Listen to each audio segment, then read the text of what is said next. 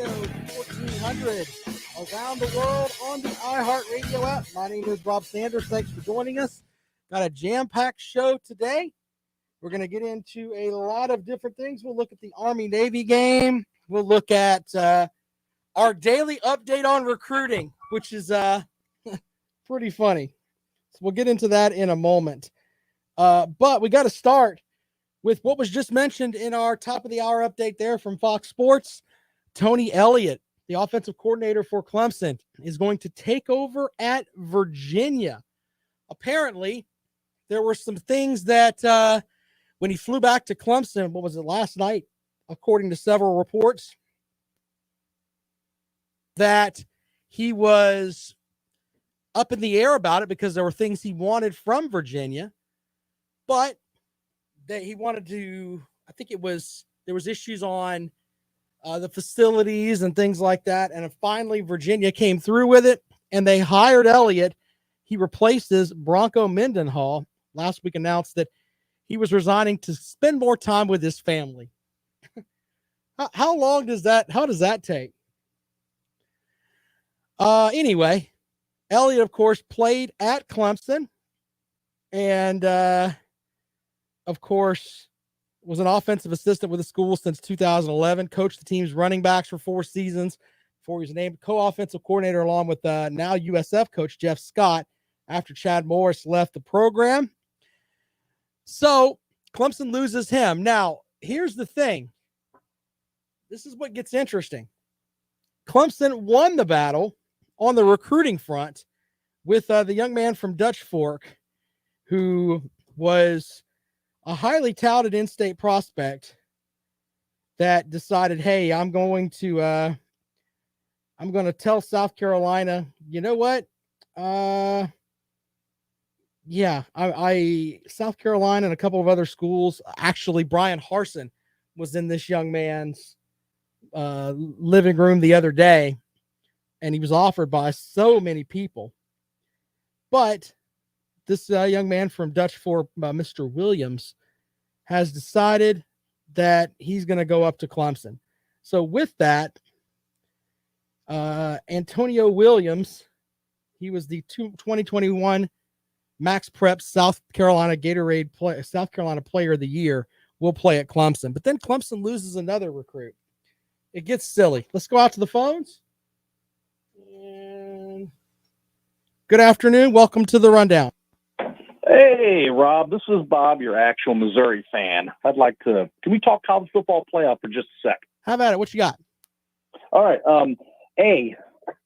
With what happened, well, first off, I was right about Georgia. They couldn't beat their nemesis, and I'm going to predict that Michigan will beat Georgia in the first round of the college football playoff. And secondly, had Oklahoma State won its game against Baylor in the Big 12 championship, do you think they would have gotten in over Georgia, or would they have snubbed the Big 12? Well, I would like to think that in a perfect world, that if you lose your conference championship game and get blown out and face planted and made to look stupid like Georgia did, that you don't get to go to the college football playoff if that happened. But here's the other thing. Oklahoma State, their resume looked pretty good.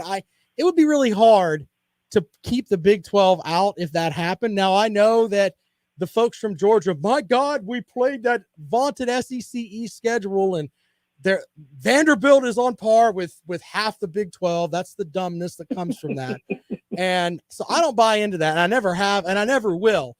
They can call up and talk about, we had the most players go to the NFL. No one cares. You're not going to get that past me. The reality is that Agreed. Oklahoma State won their conference. Win your conference. Get a coach that can get over the hump, and then we'll go from there. But we don't have to worry about that because Oklahoma State couldn't get the job done. Now, there were people that were incorrect in saying that, well, Notre Dame should have went in over Georgia, and that's not completely true. If you look at Notre Dame's schedule, they didn't play in a conference game, and I think they should be held accountable for that. Join a conference, Exactly. Notre Dame. Stop being stop trying to be a riddle where everybody has to compensate for you. So that's how I feel about that. But anyway. Now, if Michigan would have lost against Iowa or Cincinnati loses their game, then I think Notre Dame probably gets in, but that didn't happen. Yep, none of that happened. It all worked itself out in the end. I don't really have a problem with the 4 that made the college football playoff. I do think that we're going to have one blowout because I don't think Cincinnati can match up with Alabama. The Michigan-Georgia game will probably be close.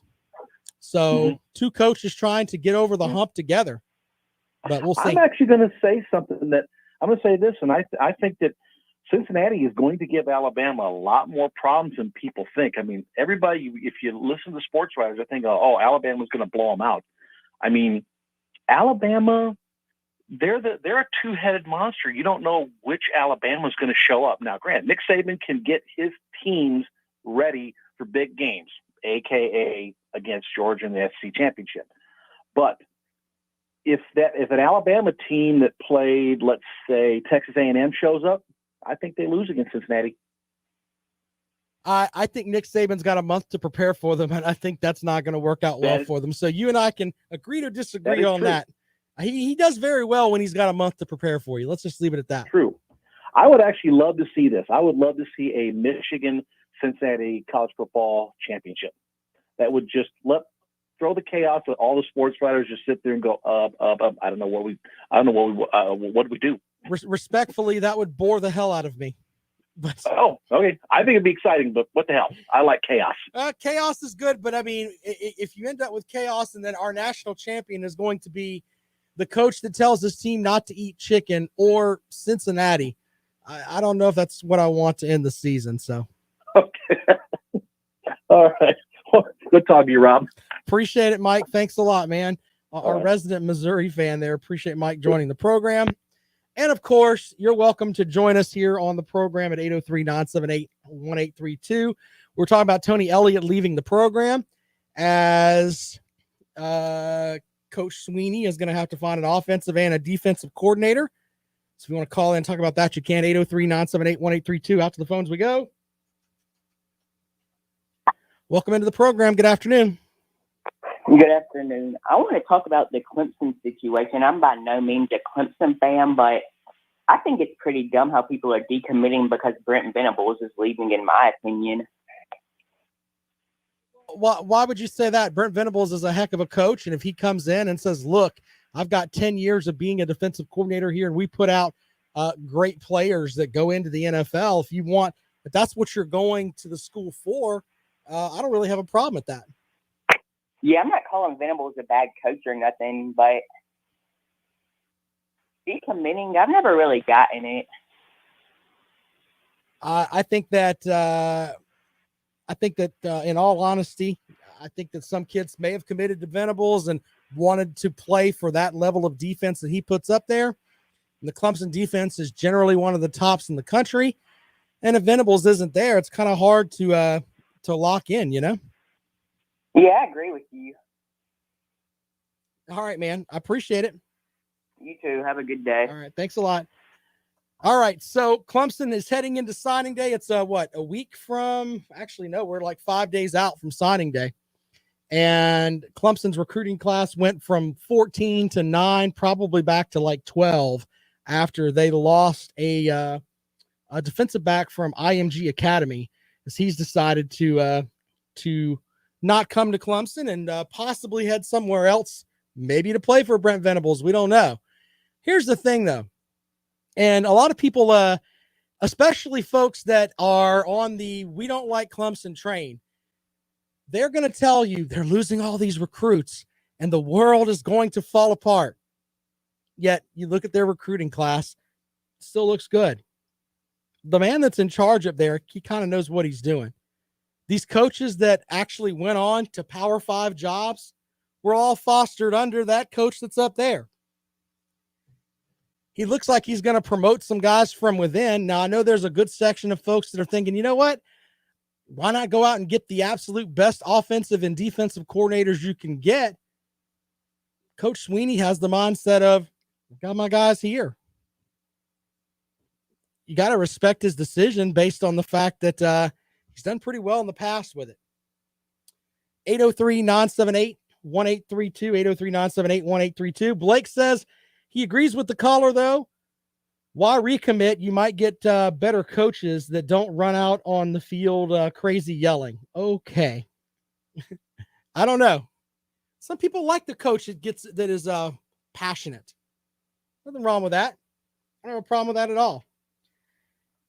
803-978-1832, 803-978-1832. That is the number to dial if you'd like to join us here on the Rundown on Fox Sports Radio 1400. Of course, around the world on the iHeartRadio app, as Antonio Williams, the young man from Dutch Fork, had 85 catches, 1,625 yards, 15 touchdowns his senior season. Didn't really get recruited until late November. It looked like at one point that he may look at South Carolina. Auburn was in the mix. Several other big-time schools were recruiting this young man to come there, and all of a sudden Clemson offers him in November, and boom. Maybe that's just where he was waiting to go. Edwin says any coaching change is going to impact a recruiting class, some more than others, but all nonetheless. I think that Clemson's recruiting class will probably still finish in the top 10, even without an offensive and a defensive coordinator that decided to go to Power 5 jobs. I still think that's going to happen with just the guys that they've already got. Now, granted, there is a section of folks that'll say, you know what? The class could have been a lot better if Venables would have stayed, but Venables took another job. Let's go back out to the phones. And welcome into the Rundown. Good afternoon. Yeah, I wanted to ask you, a few coaches usually get fired after the bowl games. Yeah. Which ones do you think might be coaching for their job? I'm going to start you out with Brian Harsin, and I'm going to hang up and listen. Thanks. All right. Well, I don't know which coaches will. I think by the time they get to the end of the bowl games, I think they're pretty much locked in my opinion. So, man, I don't know. I don't think Auburn's going to part ways with Brian Harsin that quickly after one season. I mean, I think that they hired up. I think they fired Mike Bobo, and that was kind of their sacrificial lamb on the season. So, I doubt they're going to fire him. And unless something crazy happens, I don't see a lot of other coaches that are going to possibly lose their jobs. We'll see, though. Back out to the phones. Welcome into the Rundown. Hello, good afternoon. This is Beth. What is that noise? All right. 803-978-1832. 803-978-1832.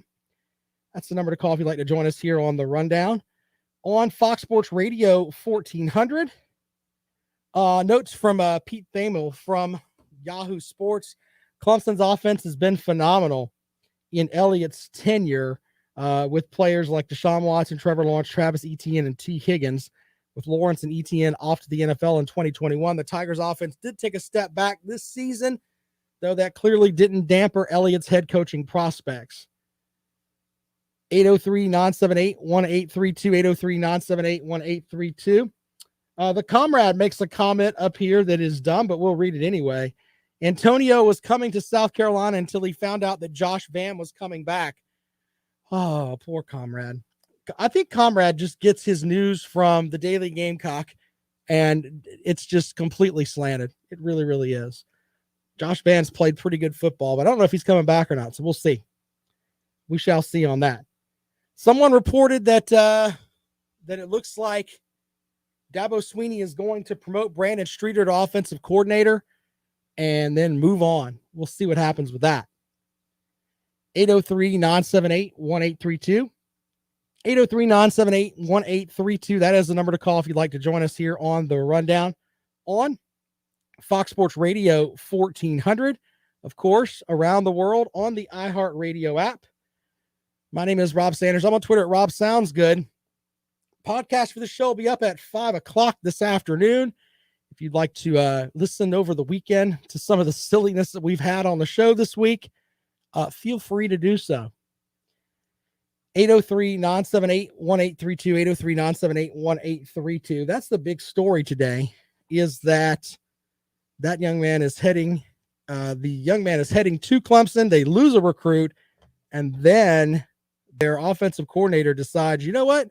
I'm going to go up to Virginia. Apparently, Virginia is in the mix to build a big, what is it? A big, like commit $65 million to building a football facility. So there's that too. We'll have to see how that works out up at Virginia. All right, 803-978-1832. We'll get your calls when we come back. Appreciate the folks that are they're popping into the phones now. We got to take a quick break though, so I don't get behind. I'm on Twitter at Rob Sounds Good. No Clemson sports talk today. Walton Swan is still battling the vid. Send out a little prayer there to the Swan as he is hopefully will be back with us shortly. 803-978-1832. 803-978-1832. More of the rundown when we come back.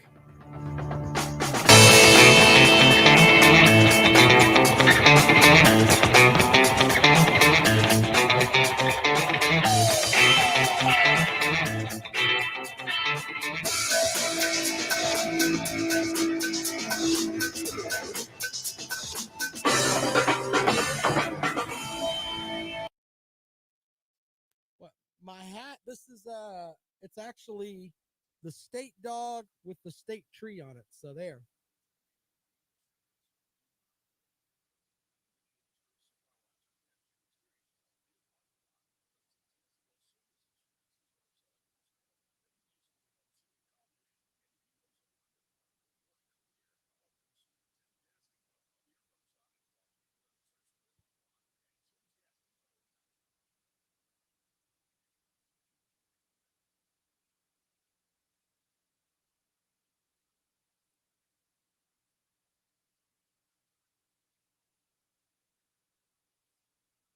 It's not Kale's dog. It's the actual state dog, a Boykin Spaniel. It's not porn music. It's just standard bumper music, so I don't get bumped off of YouTube with it. The holidays are such a busy time. You can't afford to have an HVAC problem. That's why I recommend my friends at Harbaugh Plumbing and Air come take a quick look at the system. Locally owned and operated, they're all about customer satisfaction, and they have always been trained technicians, not trained salespeople. HardballSC.com or 781-HBLP.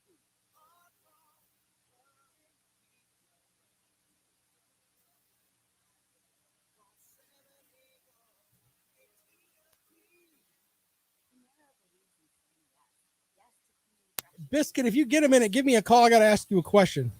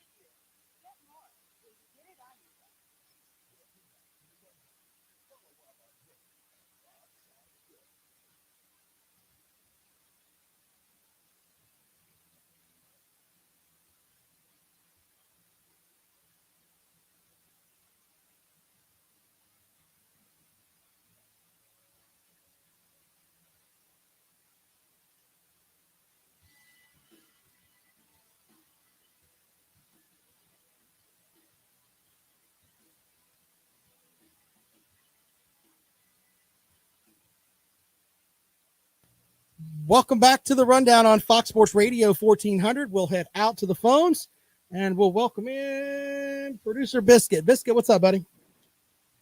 Hey, what's going on? Hey, you were discussing earlier about the coaching hire, Tony Elliott to Virginia, right? And I've noticed that a lot of people react ridiculously to the coaching hires.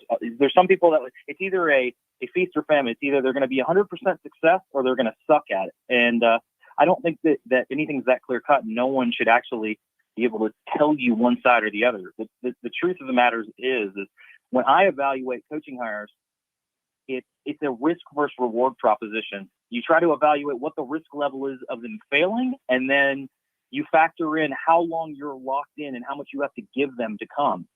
So to me, like, if a coach is a 50-50 chance of succeeding or failing, but you're only locked into him 3 years, that might be a better deal than a great coach that you have to be locked into for 10 years and spend, half your school's budget on. And I agree with you on that, but just to get Elliott up there, there's a report that Virginia had to basically not necessarily get on the hook, but basically say, hey, look, we're going to build a $65 million facility.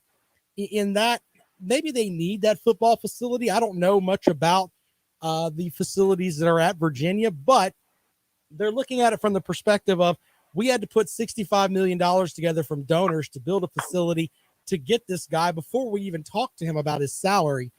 That's a heck of an investment in Tony Elliott. Yeah, it is.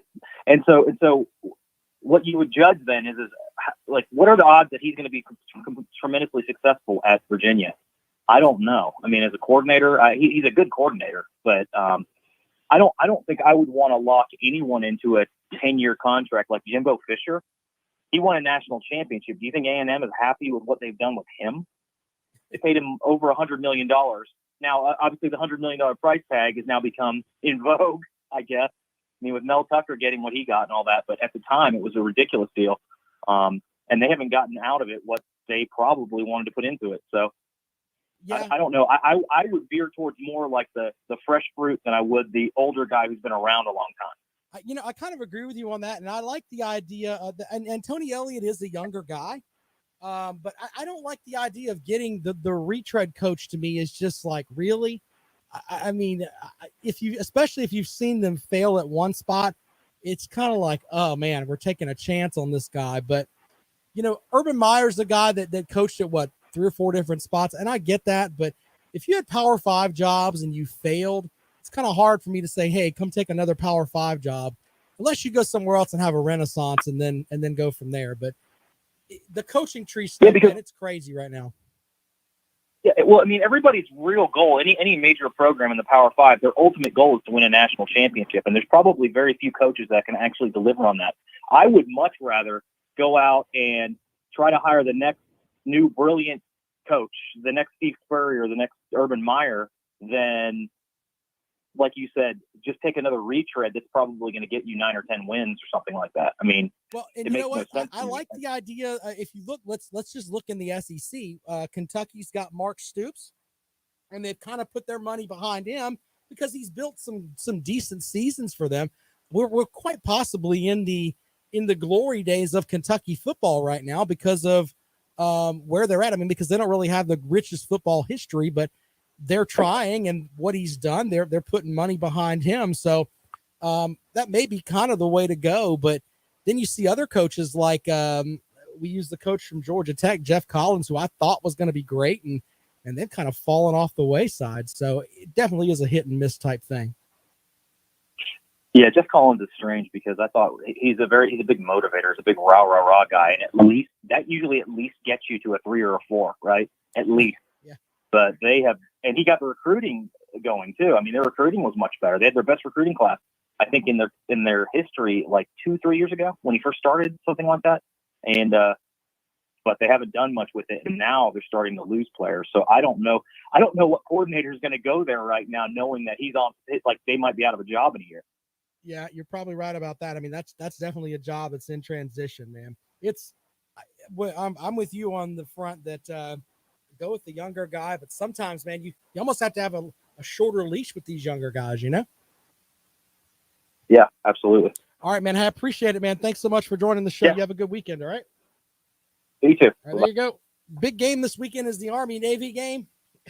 It's so funny because when you watch that game, they're not the quote unquote best football players on the planet, but man, it's just a cool game. That's probably one of my favorite games of the year. It's definitely on the bucket list. Edwin says the retread could be very successful in a different situation with different talent. More about Jimmys and Joes than X's and O's. Fair enough, Edwin. I can agree with that. So if you look at Mac Brown, that's a perfect example. He didn't have the, he kind of left Texas and then went back to North Carolina. And North Carolina is leading the ACC in recruiting right now. And he is a guy that is a heck of a salesman. He convinced his quarterback to play in this bowl game when what's he got to play for? So that's kind of, which I guess you get with the old school type coach. So there you go on that. Blake says he might watch some D2 playoffs on ESPN. Okay. I can get into that. But Army-Navy game this weekend. We'll talk a little bit about that when we come back. Jimmy says South Carolina has a doubleheader for basketball on Sunday, men at noon, women at 3. All right. They got to clear the arena to get everybody out of there for the women's game because there'll be more at the women's game than the men's game. Don Staley's packing the house. So there's that. All right, 803-978-1832. Appreciate folks joining us here on the Rundown this afternoon on Fox Sports Radio 1400. We're going to take a quick break. When we come back, we'll have more for you as we roll along, getting closer to the holidays. Yeah, man. Get closer to the holidays. So getting the festive spirit around the house. We'll tell you about some holiday stuff, all kinds of cool things going on here. This is the Rundown. You're listening to Fox Sports Radio 1400.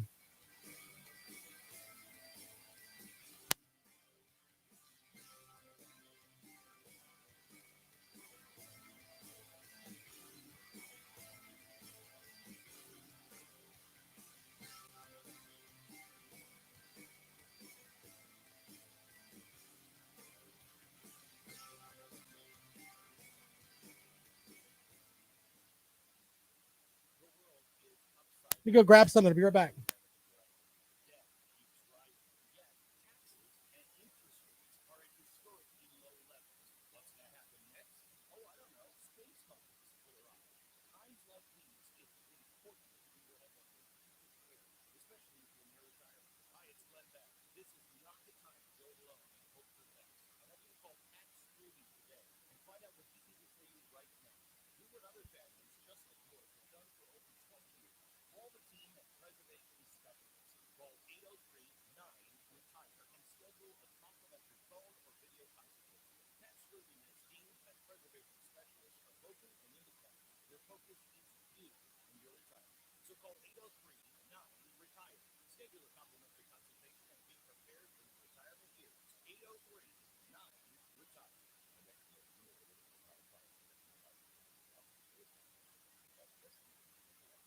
Guys, now there's no excuse. Peak Performance for Men has helped thousands of men overcome erectile dysfunction. The question is, what are you waiting for? Live the life you want today with a free consultation. No medication, no pumps, no needles, no pain, no surgery, and absolutely no downtime. Just non-invasive acoustic wave therapy that will have you back to your natural form. That's right. Now for a limited time, a free consultation. There is no risk. Fix it for good with one phone call. Call the Columbia office today at 803-302-8181 or find them at peakperformanceformen.com. Why wait? Enjoy your life to the fullest. Peak can make the difference. Call 803-302-8181 and get your free consultation now. That's 803-302-8181. Peak Performance for Men. When a community grows, its hospital should grow too. And that's just what we're doing at Lexington Medical Center. We recently launched the largest hospital expansion project in South Carolina history. Our new 10-story patient tower will help us take better care of patients, including the tiniest infants who need special attention. It will also make room for the growing number of patients who need surgery. I look like Ole Anderson. That's kind of the way it works. Ole Anderson. We're here when you need us today, and we'll be there when you need us tomorrow. I'm Alicia Kaufman Clinton. My daddy, Billy Kaufman, of the Kaufman's Meat Plant at our present location in 1955.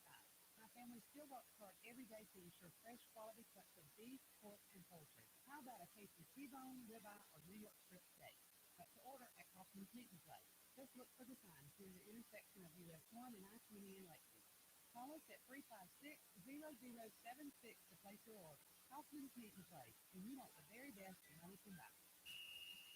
This is Doug Gottlieb. Here's what's trending from the iHeart Sports Network. Presented by the Alexandria House. The shorthanded Hornets are back to work tonight. They'll host Sacramento. Charlotte dropped 2 in a row to Philadelphia to start the week. It's a very light schedule in college hoops tonight at South Carolina State visiting High Point. Furman will host Appalachian State. And relatives of former NFL wideout Demarius Thomas say they suspect the seizure is to blame for his sudden death yesterday. Thomas is just 33 years old. I'm Scott Davidson. The second annual Smith Charity Drive is here in honor of Naya Rivera, raising money for Alexandria House that gives supportive housing for women and children from December 3rd to 17th. Closing out with a free live stream event. Go to GoFundMe.com/SmithSmith2 to donate. That's So I'm reading this report about the South Carolina recruit. My goodness. The Rundown with Rob. Weekdays at 3 on Fox Sports Radio 1400. Welcome back to the Rundown on Fox Sports Radio 1400 around the world on the iHeart Radio app. I'm Rob Sanders. Thanks for joining me today. The state newspaper reports that South Carolina football commitment Javonte McClendon is facing felony charges related to what appears to be a road rage incident last week in Florida.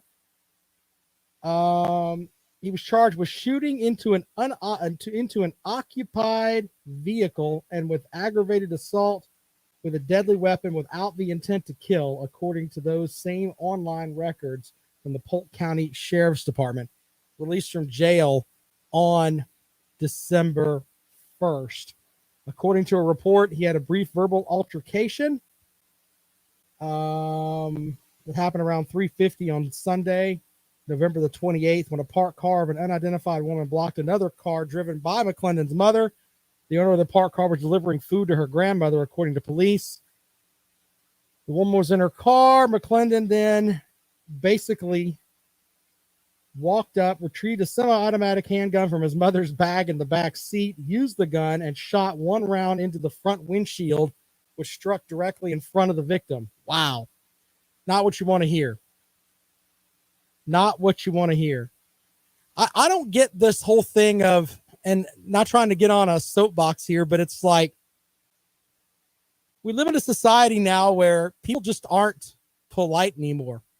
I know using the term polite here is kind of silly, but basically from the gist of the report, he was blocked in, got out, said something to the woman. She just said something back to him. He shoots through the window of the car. That's how we deal with things now. What a mess. And by the way, this isn't just with this happens not just with football players, but with everybody. It's just insane. Just be polite, for goodness sake. What a mess. All right, 803-978-1832, 803-978-1832. Jim Harbaugh was named the coach of the year today, or was it yesterday, for this season. Jim Harbaugh is your coach of the year, a guy that we thought was going to get fired. Wow. I don't even know where to go with that. I mean, I think Jim Harbaugh is a complete fool, but he's led Michigan to the college football playoff. I don't know, man. What a mess that's turned into. But do you think that Harbaugh deserved to be coach of the year? Also from South Carolina, Jalen Foster, the super senior, has been named to make sure I'm right here. He's an All-American, a guy that, started at Gardner-Webb and then turned it around, and at South Carolina had a pretty good senior season. Nick Marshall said quite a turnaround there for Harbaugh online. He says Harbaugh is still garbage, though. Biscuit says, sure, he did a great job in a situation where he wasn't picked. I always think that the coach of the year should go to someone that has to overcome some adversity. You know what I'm saying? Everybody at the beginning of the season was picking Cincinnati to go to the college football playoff. Now, granted, it was hard for them to get there, and I get that. But on the other end, it's where they were kind of projected to go. Coach of the year should go to someone that their team wasn't very well thought of, but they finished really strong. Just saying. We'll have to see how I mean, I'm just different when it comes to looking at stuff like that. So let's go back out to the phones. 803-978-1832. Welcome to the rundown. Good afternoon. Good afternoon. Yeah, you were just talking about Jim Harbaugh. I mean, for the life of me, I do not know why everybody thinks Jim Harbaugh is a bad coach. I just looked his record up. Sure. At Michigan, he is 61-23 with a 42-17 record. How many schools would take that over that period? Well, seriously, I can give you the things that are against him. One, this is the first year he beat Ohio State. He beat Ohio State, but he accomplished that this year. He said off the field stuff like, "Hey, let's take the team to Italy." I think that's just strange. But then we go into I'm having sleepovers at houses with recruits. Just the look of that, and then you hear the whole thing of telling kids, the recruit, his players, I don't want you eating chicken because it's, quote, a funky bird. He's just a strange individual. Strange on top of strange, man. Yeah, he is a strange, but you know what? Now that he is beat Ohio State in the college football playoff, he'll be what's a term they say? He'll be unique, eclectic, or whatever. Yeah. When you're winning, it's like Mike Leach. When Mike Leach wins, Mike Leach is like, man, he is a football mastermind. But when his team is 7-5 or whatever, everybody's goofing on him about how he picks Reese's Cups and candy corn for Halloween or whatever it was he was talking about. But yeah, I mean, I just think that Harbaugh, I thought he fell short with the potential that Michigan had. And hey, he beat Ohio State, and congratulations to him for that. He can win over a lot more folks and get back into he's quirky, but he's a mastermind if he can defeat Georgia in the playoff. Which I think he has a shot because as you look at Georgia, elite defense, fantastic on that side of the ball, but who's going to play quarterback? Well, I mean, I'm sure there's a ton of Georgia fans that are going to tell you, oh, Kirby Smart has to put this other guy in. JT Daniels has to play, but I think that Stetson Bennett is Kirby Smart's guy. I really believe that. You'd think so. I mean, because JT Daniels has, I don't know how many snaps he's got, but not a lot. I don't know, man. So that's an odd situation in Georgia. I think they're at a point now where Kirby Smart's kind of screwed in this, meaning that if he sends out Stetson Bennett and Stetson Bennett messes up and has another game like he had against Alabama, then it's going to be like, man, why didn't you go with JT Daniels? If he sends JT Daniels out there, Daniels hasn't really played much this season, and he's rusty and he has a crummy game, then it's going to be like, man, you should have went with the guy that you had here. So in reality, look, I'm not a Kirby Smart guy, but he's kind of painted himself into a spot where he's wrong either way. He better just hope that Bennett can go out there and just be effective, and that defense carries them to a win over Michigan. I think that's going to be how it's going to have to be, because I think offensively with the quarterback, they're not going to beat Michigan. They're going to have to beat Michigan on the defensive side of the ball. I could not agree with you more. Hey, man, I appreciate you calling the program. Thank you for joining the show. No problem. Thanks a lot, man. There you go. I mean, maybe some folks like the old Harbaugh thing. I don't know. You know, I think on the college football front, though, there are so many different storylines that are out there right now, especially in state. What's Dabo Swinney going to do? How's the Clemson recruiting class going to look? What's going on with the South Carolina football team? Are they going to have a winning season? Meaning beating North Carolina, a team they're almost a touchdown underdog to in the Duke's Mayonnaise Bowl. So many different storylines there. But on the national front, man, if you just look at the college football playoff, there's so many stories there. Can Nick Saban do it again? I mean, you know, there's got to be a point where Father Time catches us all, but Nick Saban still looks like he's the man down at Alabama. Is Cincinnati going to be the big can they be the big story and upset the giant? Can Michigan knock out the best defense in college football? Can Georgia bounce back from getting throat punched in the SEC championship game? Who's Kirby Smart going to play at quarterback? We've got so many different stories that are out there. This is why college football is the best thing on the planet. More of the rundown when we come back. This is Fox Sports Radio 1400.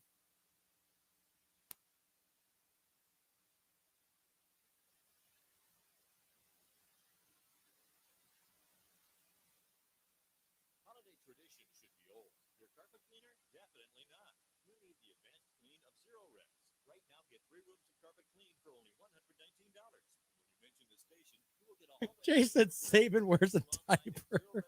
I'm going to highlight that because that's just funny. Oh, man. This is our 6th time using Cap Center. The quality of service was excellent, and the savings were substantial. Half your closing costs. Visit capcenter.com. Equal housing lender. Visit capcenter.com for rates, savings, and offer limitations. This ad contains. Yeah, but Biscuit, ask yourself and take your Georgia goggles off there for a second. Would you bet your hard-earned money on Georgia if he's going to start Stetson Bennett? Just saying. I think it's hard to do that.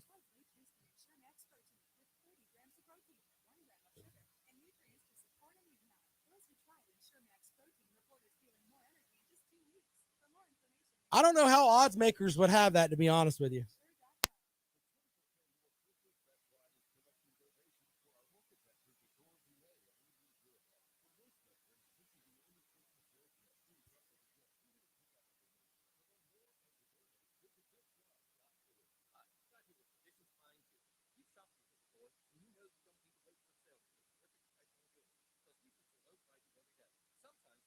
Yeah, I don't know how they're gonna. I don't know how you bet on that. I mean, wow.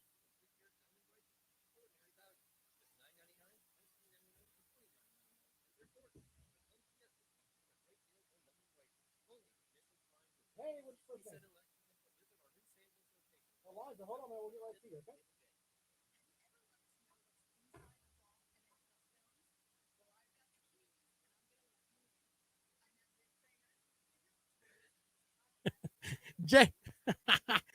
Jay thinks that they sent the Vanderbilt team out there. Yay, Vanderbilt. Yay, we're going to send them out there. What a mess. Yeah, Clemson's lost some commits. Holiday Lights on the River is back for another festive holiday season at Saluda Shoals Park. For a chance to win 2 passes, one for your family and one for someone else. Log on to foxsportsradio1400.com/contests.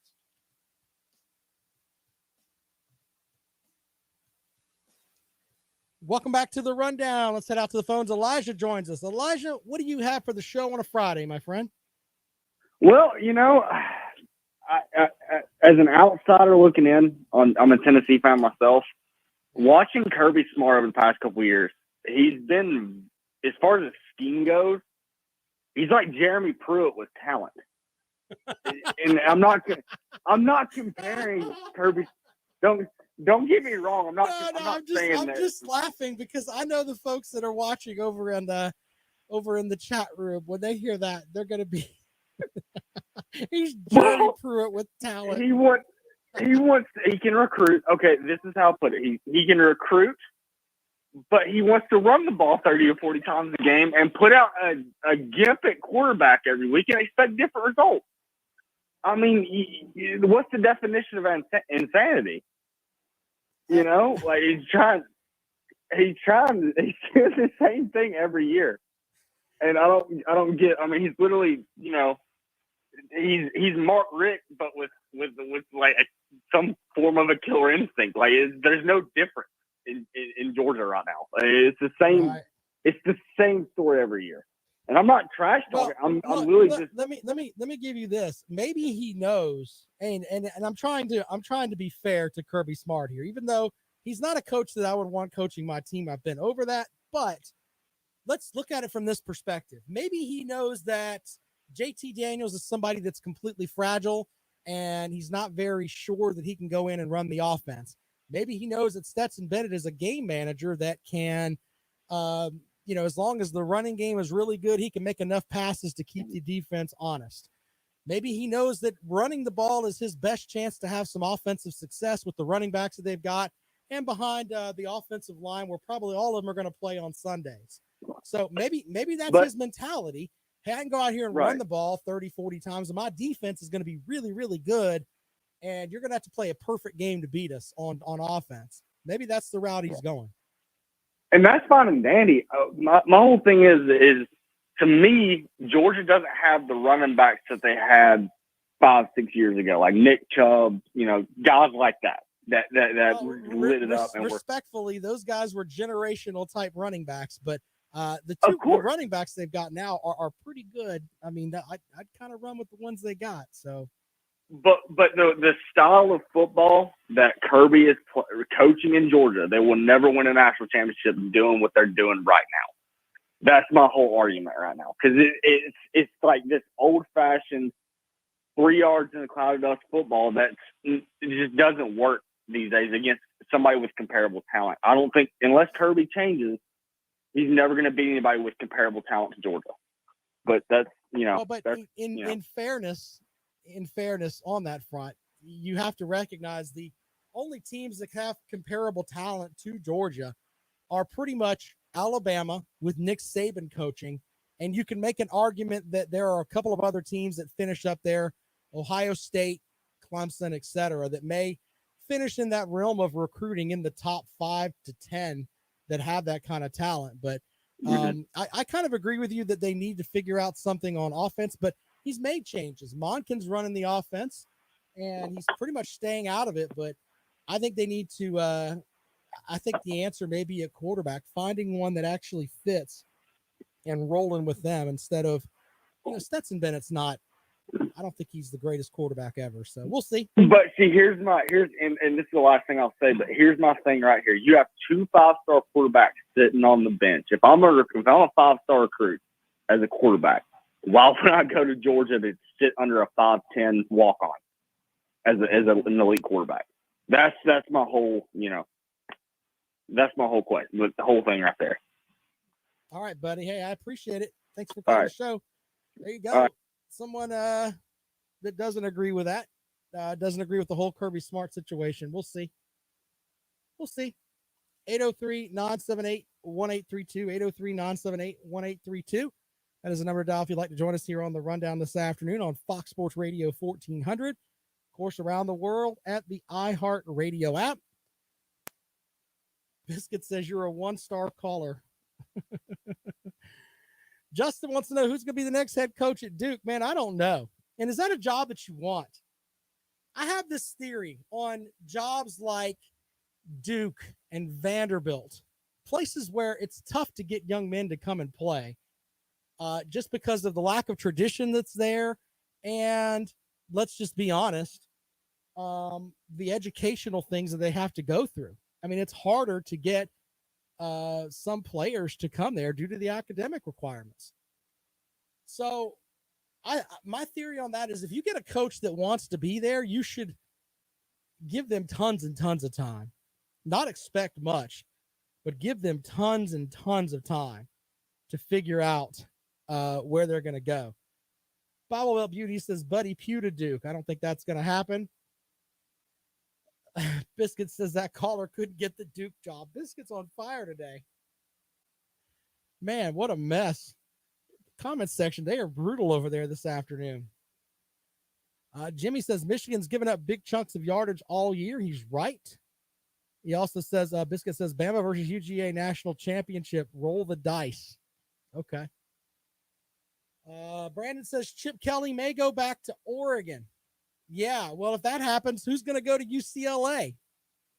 And by the way, on this front, there has to be a point where we step back and say, you know what? How much money is enough money? Meaning some of these coaches, and I'm not saying all of them, but the price keeps going up for coaches. And the amount of money and things that they want to put a good football program out there. There's only one conference champion every year. Put it from that perspective. You could end up hiring a coach, giving him $7-8 million a year. And the reality is that they could go 4 years and not win you a conference title. And they may win 8, 9, maybe 10 games and still not do it. So the reality is you got to step back and look at it from this perspective. I think there eventually has to be a cap. I mean, or you're going to end up pricing some of these programs out of competing at all. And I know it comes back down to money. Basically what it boils back down to. Army-Navy tomorrow. Army is a 7.5-point favorite. It's going to be rainy up there. Scott from Hartsville, loyal listener of the program, is heading up there. It's in New York at the Meadowlands. I want to go to an Army-Navy game, but not at the Meadowlands. It's like $100 just to park. I don't want to mortgage off the kids' future to go to an Army-Navy game. But, yeah, Army-Navy, it's going to be a good game tomorrow. Looking forward to that. Then we get into bowl games next week. Yes, sir. Going to be some good stuff. All right, as I said, my buddy, Lawton Swan, is dealing with the vid. Bless him as he tries to roll back from that. And Lawton's one of those guys that he took the pandemic pretty seriously. And, actually was doing his show from home. Got the ability to do a show at home and just kept doing it. So feel bad for the Swan, man. But good thoughts for him. Clemson Sports Talk will be back on the air eventually, I'm sure, as we get him squared away. I don't like calling him and checking on him because he's sick. But in honor of Lawton Swan, who normally would be here. Stop looking at me, Swan. There you go. Stop looking at me, Swan. It's his rally cry to get him back on the show. But special thoughts there. Hey, send Lawton some thoughts on Twitter, man. I know he's retweeting and doing stuff like that. He's at Clemson Sports. Just tell him, hey, you miss him. Because, when you're feeling bad, it's nice to know that you're missed. All right. It's been a great week of shows. Podcasts for the week will be up. We already got them up through Thursday. We'll have today's up for you at 5 o'clock. Thank you so much for letting me be a part of your day. We'll be back at it on Monday with the rundown on Fox Sports Radio 1400. That's a good point. I'll just send him a text. Literally, I sent him a text. Are you dead? Because then he knows. And then he'll text me back. No. That's pretty much what it boils down to. Are you dead? I wish I could send you some of the texts that we send each other. Him and to Jackpot, too. Jackpot and I have funny texts that go back and forth. Better. Biscuit's on fire today. Biscuit, I'm going to give you you and Beg and Megan are the two that if you're in town, you have a seat right here in studio. You can come and come do a show with me. All right, y'all. We'll see you guys later on. Take care. We'll see you on Sunday night.